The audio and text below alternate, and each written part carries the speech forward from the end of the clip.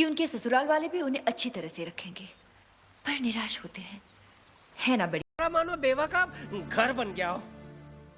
देवदास तवाइफ के कोठे पर रहता है।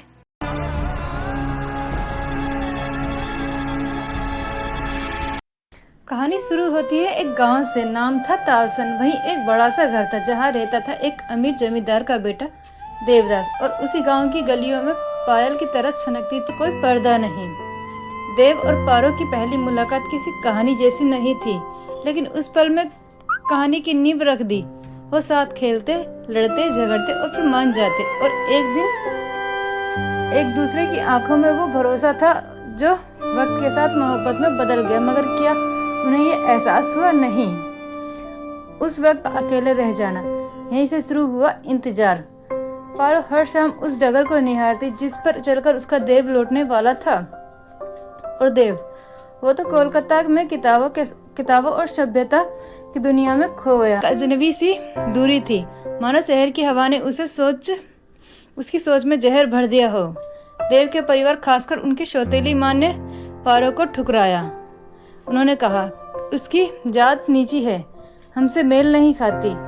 एक पल में दिखाया गया, क्या मोहब्बत में जात पात और औकात का कोई मतलब होता है?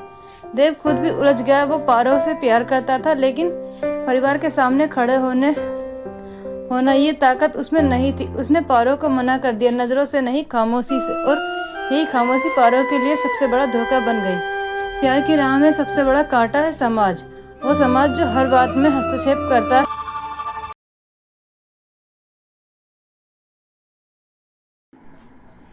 वो पारो जो देव की होकर भी उसकी ना हो पाई।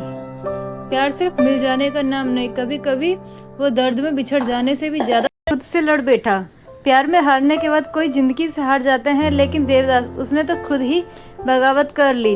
जब पारो उसके जीवन से दूर गई तो देव ने दुनिया से नाता तोड़ लिया। उसने रिश्तों से भरोसा उठाया और खुद को बर्बादी की ओर धकेल दिया। उसके लिए अब कोई मकसद नहीं था, ना कोई मंजिल। देवदास ने अपने भीतर एक जंग शुरू कर दी। अब अपनी पहचान बन चुकी थी। हर घूट के साथ वो अपनी मोहब्बत को याद करता। हर नशे के साथ वो पारो के पास जाना चाहता था, मगर हकीकत ये थी कि वो था।